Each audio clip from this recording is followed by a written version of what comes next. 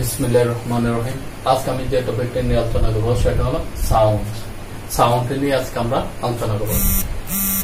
Sound মূলত দুই প্রকার, কনসোনেন্ট সাউন্ড এবং ভাওয়েল সাউন্ড। এখন প্রশ্ন থাকতে পারে যে আমরা সাউন্ড কেন পড়বো? সাউন্ড পড়ার মূল কারণ হলো যে আমরা অনেকে মনে করি যে ইংরেজি 26টি লেটার আছে এবং এই 26টি লেটার দিয়ে কি আমরা শব্দগুলো উচ্চারণ করে থাকি। ইংরেজি শব্দ প্রত্যেকটা শব্দ হয়তো আমরা ইংরেজি লেটার দিয়ে উচ্চারণ করে থাকি। যেমন ফিএন আমরা উচ্চারণ করি ফ্যান। আসলে যদি আমরা লেটার হিসেবে যদি উচ্চারণ করি সেখানে হবে পিএন, এর উচ্চারণ যদি ই হয় পিন হওয়ার কথা, কিন্তু এখানে পিন না বলে আমরা প্যান বলি। এটা অবশ্যই আমরা হয়তো প্যান উচ্চারণ করি ঠিকই, কিন্তু আমরা মনে করি যে এটা কি লেটারের উচ্চারণ। আসলে এটা কোন লেটারের উচ্চারণ না, এটা হলো কি সাউন্ডের উচ্চারণ। ইংরেজি লেটার টোটাল আছে 26টা, এর মধ্যে পাঁচটি ভাওয়েল সাউন্ড এবং 21টা হলো কনসোনেন্ট সাউন্ড। এখন 5টা ভাওয়েল সাউন্ডের আবার টোটাল 20টা, 5টা ভাওয়েল লেটারের 20টা ভাওয়েল সাউন্ড আছে। তাহলে এই 20টা ভাওয়েল সাউন্ড আবার দুই ভাগে বিভক্ত, একটা হলো মনোত্থং ভাওয়েল সাউন্ড, একটা দিপথং ভাওয়েল সাউন্ড। মনোত্থং ভাওয়েল সাউন্ড হলো যে গলা যে ভিতর থেকে বাতাসটা কি সরাসরি বের হয়ে মুখ দিয়ে কি বের হয়ে আসে, এটা হলো মনোত্থং ভাওয়েল সাউন্ড। এবং এই কোনো বাধাপ্রাপ্ত হয় না, সরাসরি গলা ভেতর থেকে কি বাতাসটা যেহেতু বের হয়ে আসে ওইটাকে কি পিওর ভাওয়েল সাউন্ড বলা হয়। তাহলে মনোত্থং ভাওয়েল সাউন্ড আবার দুই ভাগে বিভক্ত, একটা হলো শর্ট ভাওয়েল সাউন্ড, একটা লং ভাওয়েল সাউন্ড। তাহলে এখন আমরা আগে বলেছি যে মনোত্থং ভাওয়েল সাউন্ড 12টি আর দিপথং ভাওয়েল সাউন্ড 8টি। এখন মনোত্থং ভাওয়েল সাউন্ড 12টির মধ্যে শর্ট ভাওয়েল সাউন্ড হলো 7টি এবং লং ভাওয়েল সাউন্ড হলো 5টি। এখন দেখা যাচ্ছে, এখন আমরা একটা ডায়াগ্রাম আছি, এই ডায়াগ্রামের মধ্যে আমরা দেখবো কোনগুলা লং ভাওয়েল সাউন্ড এবং কোনগুলা শর্ট ভাওয়েল সাউন্ড। এখানে যে ফোঁটাগুলো দেখা যায়, এখানে এই যে ফোঁটাগুলো দেখা যায়, এখানে এই যে কয়টা ফোঁটা দেখা যায় 1 2 3 4 5, এখানে মোট 5টা ভাওয়েল সাউন্ড এই ফোঁটা দেখা যায়। তার মানে যেগুলো ফোঁটা এগুলো হবে লং ভাওয়েল সাউন্ড। তাহলে লং ভাওয়েল সাউন্ড এবং শর্ট ভাওয়েল সাউন্ডের মধ্যে পার্থক্যটা কি ওইটা আমরা কিভাবে বুঝবো? যেমন এই আরবিতে যখন আমরা পড়তাম আলিফ জবর আ, আলিফ 2 জবর আন, তাহলে 1 জবর হইলে যতটুকু টান, 2 জবর হইলে কি ডাবল।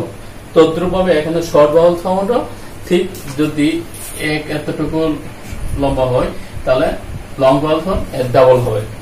যেমন একটা এক্সাম্পল যদি আমরা বলি ই, এটা সাউন্ড হলো কি ই, আর এটা হলো কি ই, তাহলে এখানে ই ই এমন ডাবল। শর্ট ভাওয়েল সাউন্ডে ডাবল হবে কি লং ভাওয়েল সাউন্ড। তাহলে আমরা এখানে যে একটা ডায়াগ্রাম দিলাম, এই ডায়াগ্রামটা আমরা কিন্তু মুখের ভিতরে এই ডায়াগ্রামটা, যেমন আমি এখানে এই সাইডে দাঁড়ালাম, দাঁড়ানোর পরে দেখা গেল যে এই যে মুখের ভিতরের অংশটা কিন্তু এই যে ডায়াগ্রামটা আমার মুখের ভিতরের অংশটা কিন্তু এই ডায়াগ্রাম। এখন আমি সামনের দিকে তাকালাম, যেটা এটা হলো কি মুখের সামনের অংশ, আর এটা হলো আর মুখের পিছনের অংশ। তাহলে এখন দেখা গেল যে আমাদের এই যে এখানে কি 3 ভাগে বিভক্ত। তাহলে এই যে আমাদের যে অংশটা আছে এটাকে আমরা যদি সেন্টার ধরি, এই সেন্টারের উপরে একটা অংশ, সেন্টারের নিচে একটা অংশ, আর সেন্টার হলো কি একটা অংশ। তাহলে এখন যে দেখা গেল উপরে কয়টা আছে 1 2 3 4, এখন সেন্টারের উপরে 4টা অংশ, আর সেন্টারের কয়টা আছে 1 2 3 4, সেন্টার আছে 4টা অংশ এবং সেন্টারের নিচে আছে কয়টা 1 2 3 4, এখানে 4টা অংশ। টোটাল 3 জায়গার মধ্যে এই যে টোটাল কি 12টা সাউন্ড আছে। এখন আমরা প্রত্যেকটা সাউন্ড যে করার জন্য দুই ভাবে চিন্তা করতে হবে। একটা হলো প্লেস অফ আর্টিকুলেশন, যে এখন কি একটা সাউন্ড করার জন্য যে খেয়াল রাখতে হবে কোন জায়গা থেকে এই সাউন্ডটা করতে হবে, কোন জায়গা থেকে এই সাউন্ডটা করতে হবে, এই বিষয়টা কি আমাদের খেয়াল রাখতে হবে। যেমন আরেকটা হলো যে কোন পদ্ধতিতে কিভাবে এই সাউন্ডটা করতে হবে। তাহলে প্রত্যেকটা সাউন্ড করার জন্য আমাদের দুইটা চিন্তা করতে হবে। একটা হলো যে মুখের ভিতরে কোন জায়গা থেকে একটা সাউন্ড তৈরি হয় এবং কিভাবে সাউন্ডটা তৈরি হয়, ওই বিষয়টা কি আমাদের খেয়াল রাখতে হবে। যেমন এখানে আমরা যেটা বললাম, এই যে আমি যে তাকাইছি আমাদের মুখের ভিতরে অংশটা কিন্তু ঠিক এইভাবে, যে এখন দেখা গেল যে ই, এটা কি মুখে এই যে এই সেন্টারের উপরে ই ই, এই যে ই ই উপরে। তারপর এটা হলো কি ও, এই যে দেখেন এখানে মুখের সামনে না হয়ে সাউন্ডটা কি আপনি নিজে নিজে সাউন্ড করেন দেখবেন ও পিছনে কিন্তু হয়ে গেছে, যে এখানে ও ও, তাহলে এখানে কি মুখের সামনে অংশ হলো ই ই, আর মুখের পিছনে এটা হলো কি ও ও। আর এখানে ঠিক এই সেন্টারের মধ্যে এই যে এটা হলো আ আ, এটা সাউন্ড হলো কি আ, এটাকে সোয়া সাউন্ড বলা হয় এবং এটা হলো সবচেয়ে বেশি ব্যবহৃত হয়। এটা কি যে এটা এমন একটা সাউন্ড যেটা অতিরিক্ত জোরও করা যাবে না এবং কি আস্তে অতিরিক্ত আস্তে করা যাবে না। এটা সবসময় সাউন্ডটা কি একবারে স্বাভাবিকভাবে সেন্টার থেকে আনতে হয়।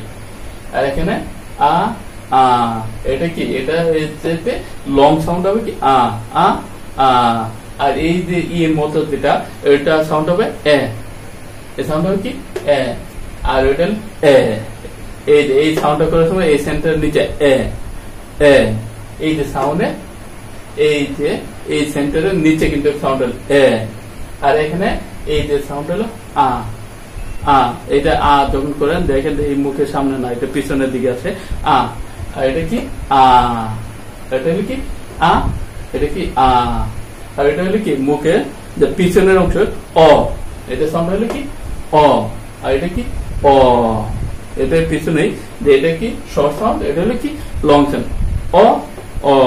তাহলে আমরা যে সাউন্ডটা করলাম এটা হলো মুখে সামনের অংশ, এই জায়গাটা এটা হলো মুখে সেন্টার, আর এটা কি মুখে পিছনের অংশ। তাহলে আমরা সবগুলো সাউন্ড যদি একসাথে করি, যেমন ই ই, ও ও, আ আ, এ এ, এই যে নিচে এ, তারপরে আ আ আ, ও ও, এইভাবে কি প্রত্যেকটা সাউন্ড আমাদের করতে হবে। তাহলে আমরা এখন চিন্তা করি যে আমরা এই সাউন্ড গুলো শিখলাম, তাহলে আমরা কিভাবে কাজে লাগাবো এবং এই সাউন্ড গুলো শিখলে আমাদের বিশেষ উপকারিতা কি? বিশেষ উপকারিতা হলো যখন আমরা ওই ফরেনারদের সাথে, নেটিভ স্পিকারদের সাথে কথা বলি, তারা কিভাবে কথা বলে তাদের যদি একটা বোঝাতে চাই, আমরা অনেক সময় কি আর একটা বুঝি। এর কারণটা হলো এই যে সাউন্ড গুলো কি আমরা সঠিকভাবে বুঝি না। যেমন একটা এক্সাম্পল দিই, যেমন হিল হিল, এই যে আমরা যদি এই যে পার্থক্যটা যদি আমরা না জানি, ফরেনার যদি হিলের কথা বোঝায়, হিল যদি হয় তাহলে এটা কিন্তু এই যে হিল হিল, এই দুইটা কিন্তু মোটামুটি একই সাউন্ড, কিন্তু পার্থক্যটা কি লং সাউন্ড আর একটা কি শর্ট সাউন্ড। তাহলে আমাদের এই যে যদি সাউন্ড গুলোর মধ্যে যদি আমরা পার্থক্য না বুঝি, তাহলে ফরেনারদের কথা কি অর্থাৎ নেটিভ স্পিকারদের কথা আমরা বুঝবো না। যেমন হিল তাড়াতাড়ি, হিল এটা কিন্তু একটু লেটে বলা, এটা হলো কি লং সাউন্ড। এটা ফোর ফোর, এই যে ফোর, আর এটা কি ফোর, এটা হলো কি লং সাউন্ড। ওটা হলো এ এ, এই জায়গার মধ্যে কি শর্ট সাউন্ড। ব্যাড, এটা কি ব্যাড, এটা কি আ, এই সাউন্ডটা কি আ, বাউট বাউট, এই যে আ বাউট, এটা কি আ, এটা একটু লং সাউন্ড। তাহলে এটা কি হবে গাল, এটা কি হবে গাল। তারপর এ, এটা হলো এ, এটা কি সেন্টারের নিচে খ্যাট ম্যাট ফ্যাট এ, এই যে সাউন্ডটা কি নিচে হবে, এই সেন্টার নিচে। আর এটা আ, এই যে সেন্টার নিচে পিছনের দিকে আ, খাট খাট, আর এটা কি আ খাট, এটা কি খাট, ওটা হলো খাট। আর এটা হলো হ অ, সাউন্ডটা কি অ, এটা কিন্তু পিছনে অ, হর সাউন্ড হবে কি হর, আর এটা কি অ ফ।